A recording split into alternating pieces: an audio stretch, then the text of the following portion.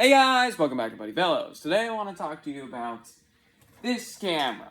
And 2 years ago, actually, I did a review of this camera, and it was very, very bad because I did daily uploads then, and I'm still trying to do daily uploads now. I have a sort of seasonal thing going. But then I wasn't really interested in making sure that I actually reviewed it. So right now, this is era 2005, 2006. This is a mini DV, the mini DV cameras, and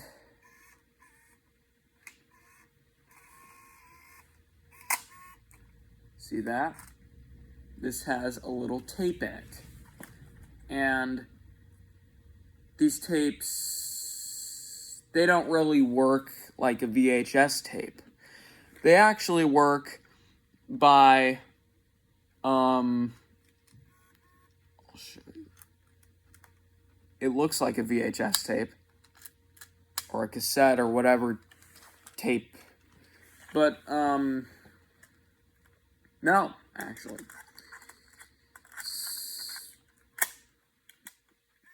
Not what it is. And, it doesn't work like that. It's less of a magnetic thing, and it's a semi-digital thing. So that doesn't mean they they physically spiral and run out of tape. Well, that's what it does. It runs out of storage, but it doesn't, rewind in time, and you can't see, oh, this is the point where I last, recorded something on. So this is just a regular camcorder, and this was the turning point between digital and tapes in camcorders. And yes, it did take them this long to do something like that. So I'm going to show you on this CRT. So this is what it looks like. I'm giving a live feed of the room. So I'm going to zoom into this. That is the phone. Can't really see it, but on the tape you can. I'm going to give a little bit of a better angle here. Okay, so this is the thing, and that's what I had the camera set up on, that little stool. And this is basically all around the room. So if you watch Buddy Fellows, the channel, then you'll know what the room looks like, but the quality's pretty good.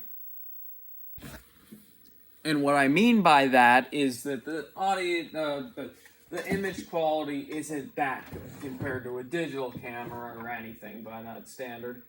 I'm just saying that it's pretty good in terms of being less bulky. You see, don't question the items that are labeled on this tape, but these have the same amount of storage, and this is a tape. Though they both have the same tapes in them, as you can see here, they have the same tapes, but with this one you can see it, both you have to rewind if you want to see it, but they both don't. This works more like a cassette. You can physically see it running out of tape. This you don't. So I don't know how else to explain that.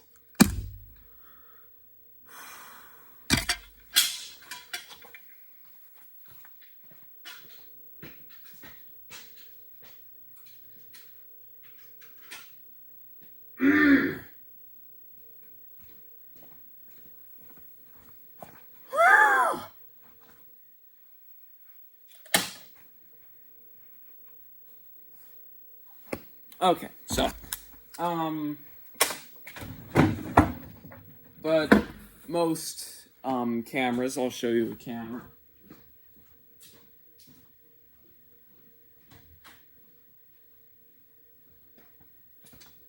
This is the first 16mm camera from Kodak. And right now, this costs about $1,000 to maintain, so I suggest you don't buy it. And it's a silent camera, so that's why I suggest that you don't buy it. If you want to, listening to this noise. If you don't want to buy 1 or 2 minutes of 16mm film for $40 and get it developed for about $20, and it might look bad. So yeah, but this is a motion operated crank camera. Hit that opens the thing. I don't mean like spring round like the 8mm ones. This is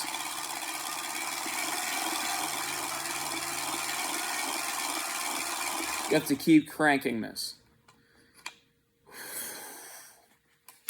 And my whole point to this is that this has amazing resolution. This is the equivalent between 4K and 8K, maybe even higher. But this VHS-C camera, very low quality. Phones just now are ranging between 4K and 8K. They are just catching up to this. And that was made in 1923.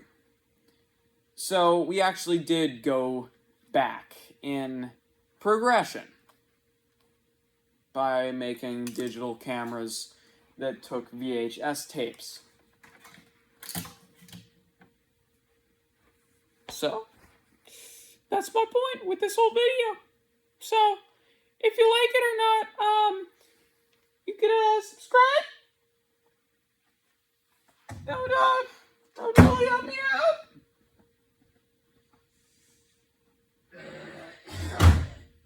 Ooh.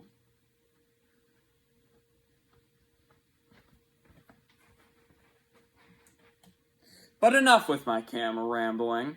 I'm going to talk about this new season of Buddy Fellows, this channel. And Buddy Fellows has been growing. We've had a nice month back in April. And views are alright.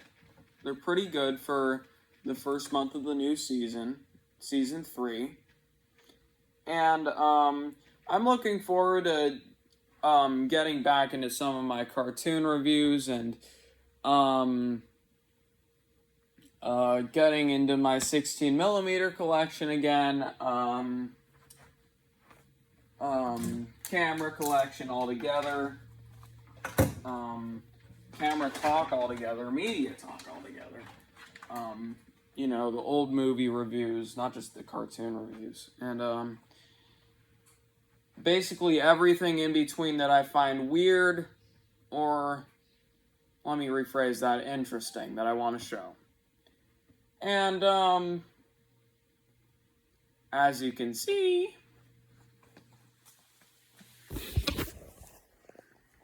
this is sort of the official room. And last April, this whole setup with the couch and all that wasn't there. The only thing that existed was the TV corner, this TV, this projector, and that. This was mostly used for storage space, and this time last year it was packed to the brim.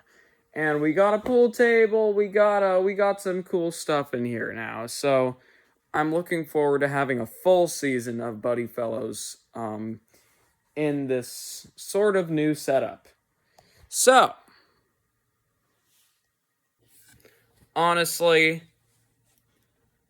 the new movie that I'm trying to do is I've just realized I'm sort of trying to work between two projects. A couple months ago, in um, mid-November, I started writing a new movie. It was another black and white movie, sound this time.